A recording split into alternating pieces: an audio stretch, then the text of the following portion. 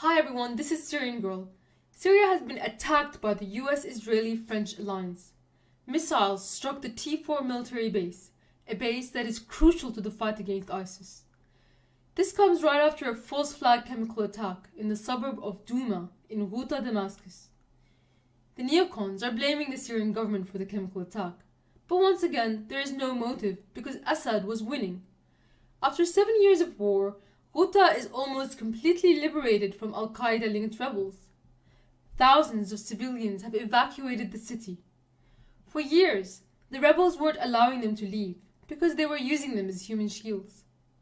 Most rebel groups in Ghouta surrendered, but one rebel group called the Army of Islam, which controls Douma, refused. This is because they believed that they had leverage in the form of civilian hostages that they kidnapped from a nearby pro-Assad Alawite town called Adra. They were taken by Sunni rebels last August. تم أسر هذه النساء والأطفال والآن كما ترون أنتم أمنين ونحن مكان جيد. The Army of Islam, one of the groups the US listed as moderate, kidnapped men, women and children.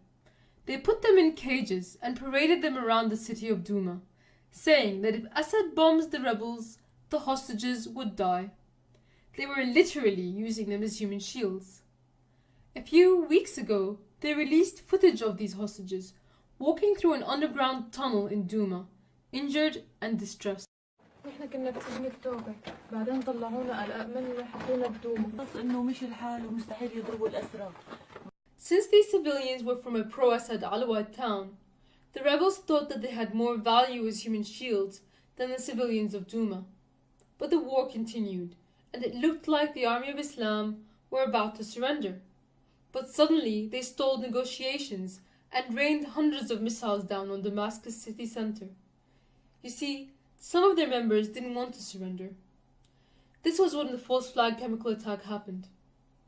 It's obvious the people, the children that were killed in the gas attack were the hostages that the rebels had kidnapped. Footage of 4 children suffocated in an underground bunker emerged. A wood-burning oven right behind them was producing carbon monoxide. The rebels also released footage of perfectly healthy kids being drugged and hosed down. Some of the hostages have been rescued. Among them is Judy. She was abducted 4 years ago when she was only 8 months old. How many children just like her didn't make it and were gassed by the rebels in a false flag attack? And just look at the timing. A week prior to this attack, Trump said he would pull troops out of Syria. Now he's saying he's going to attack Assad. It's the exact repeat of last year's scenario. The chemical attack that occurred in Idlib on the 4th of April in 2017 occurred almost a year to the day of this attack. And a week prior to that attack, the US said regime change was no longer the objective in Syria. And afterwards, Trump attacked Syria. Also, a day prior to the chemical attack, Israeli President Netanyahu called Trump and told him that he wasn't allowed to pull out of Syria. It's obvious who benefits. It's not the US soldiers that recently died in North Syria. This chemical attack is the excuse that Israel and the neocons need to keep the US troops in Syria indefinitely and have a casus belli for World War III. A Russian company has created a medical device like something out of Star Trek. It's amazing.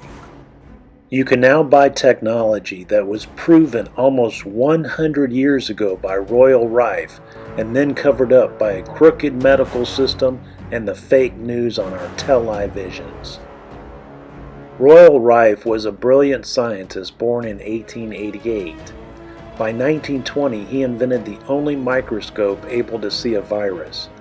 By 1933, he created a microscope able to magnify objects 60,000 times. Rife figured out how to destroy harmful viruses and microbes by vibrating them at their resonant frequencies. In 1934, USC appointed a committee to bring terminal cancer patients to Rife's San Diego clinic for treatment. After 90 days, the committee concluded 86.5% of the patients had been completely cured. The treatment was then adjusted and the remaining 13.5% were cured within 4 weeks. The total recovery rate using Royal Rife's technology was 100%. He was honored in newspapers around the world at first. In the end, Rife's life work and equipment were seized, bribes were given, and Rife's company was bankrupted in the corrupt legal system. Roy Rife's work was forgotten, and doctors went back to prescribing pills and potions that don't work. Those days are now over.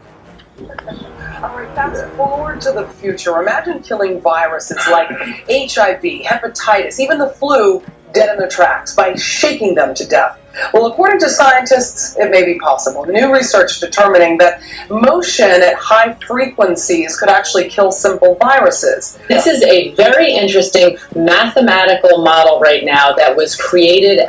It's not brand new, but it has been shown recently out of the Arizona State University scientists to work almost by shattering the shell around the virus, very similarly to opera singers and breaking a glass with high frequency sound. So these shells around the viruses are their protection, and if they can be blasted apart by high frequency laser waves, then of course we can kill the virus. There are over 100 forms of parasites in the human body, but they can all be cured now with the Russian device. The Russian device, proven to cure many diseases in clinical studies, is amazing, but it's just one of the things you'll learn about. In my free ebook, Suppressed Health Secrets, Secret Cures You Must Know, get it at suppressedhealthsecrets.com. You can also get it using the link in the description of this video. I want everybody to spread the word about this stuff. Thank you so much.